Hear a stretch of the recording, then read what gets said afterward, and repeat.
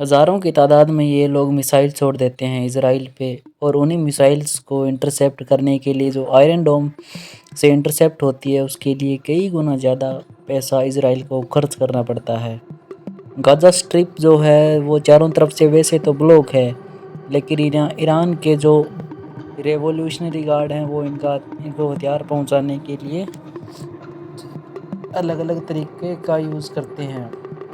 जो शॉर्ट और medium range missile होती है उनको तो ये सूडान और इजिप्ट के ज़रिए पहुंचा देते हैं, या फिर कई बार ऐसी भी न्यूज़ आई है कि जो बड़ी मिसाइल्स होती हैं उनको ये स्विस कैनाल के अंदर डंप कर देते हैं और कोऑर्डिनेट शेयर कर देते हैं हमास के साथ, और फिर वहां से हमास इन मिसाइल्स को ले लेता है।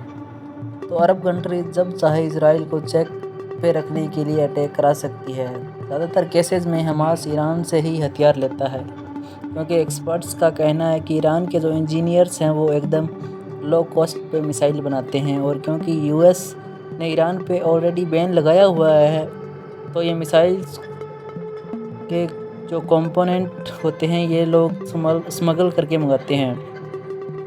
इनकी मिसाइल जो होती है इनके कंपोनेंट चिप होते हैं तो बहुत सस्ते में बन जाती है। कुछ मिसाइल्स तो ईरान ने शुगर के पाउडर से ही बना दी, और इन्हीं मिसाइल्स का यूज़ 2014 में हमास ने किया था इजराइल के खिलाफ। ये इजराइल का मैप है, ये वेस्ट बैंक है, और इस वेस्ट बैंक को जूम करेंगे तो ये देखिए ऐसे दिखता है। इसमें जो डार्क ब्राउन एरिया है ये पैलेस्टीनियंस के घर हैं। लाइट ब्राउन एरिया में पैलेस्टीनियंस के घर और इजराइल की मिलिट्री के कंट्रोल में है। इनमें ये जो ब्लू डॉट देख रहे हैं आप, इन्होंने जूस को सेटल किया है, और ये जो ब्लू स्क्वायर देख रहे हैं आप, यहाँ पे इन्होंने अपने मिलिट्री के बेस रखे हैं, जिससे हर किसी की मूवमेंट जो भी हो कंट्रोल की जा सके, अटैक वगैरह ना हो। और सेम चीज़ इन्होंने गाज़ा ट्रस्ट में भी की है। देखिए इजराइल के इन एक्शन में समझ आ गया है कि जो बैक टू बैक वार हुई है ये किसी को ट्रस्ट नहीं करेंगे, और इस जगह को ये फिलिस्तीनियों को देने के मूड में बिल्कुल भी नहीं लग रहे।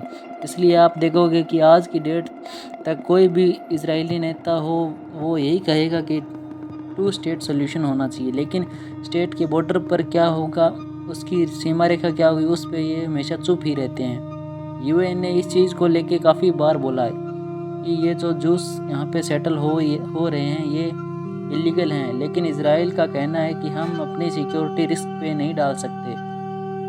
यही रीज़न है कि जो पैलेस्तीन देश है वो गूगल मैप वगैरह पे अगर आप सर्च करेंगे तो आपको नहीं मिलेगा, क्योंकि पैलेस्तीन जो देश है वो बचा ही नहीं है। अच्छा, इसमें एक चीज़ वो थी कि गाज़ा स्ट्रिप हो या फिर वेस्ट बैंक हो, इसके अंदर वाटर सप्लाई, इलेक्ट्रिसिटी या टेलीकम्युनिकेशन सब इजराइल का होता था। जो तो पहले 1946 में यह मैप था, फिर यूएन ने जो बनाया था वो ये था, और फिर उसके बाद ये बना, और आज की डेट में ये मैप है।